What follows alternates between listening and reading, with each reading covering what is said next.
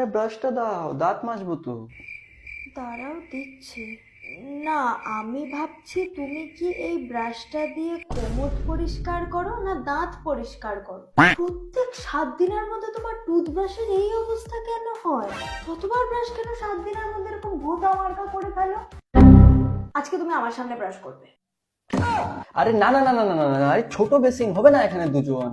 না না না না না, আমি কিছু শুনবোই না। আমার সামনে তুমি করে দেখাও তো ব্রাশটা। ব্রাশ তো একটা পার্সোনাল জিনিস হয়, ওটা তো একা একা করে মানুষ, তোমার সামনে কি করে করবো বলো তো? না, আমি কিছু শুনবো না, আমার সামনে ব্রাশ করো। একটা 50 টাকার ব্রাশের জন্য কেউ এরকম করে? বললাম তো। আরে প্রবলেমটা কি?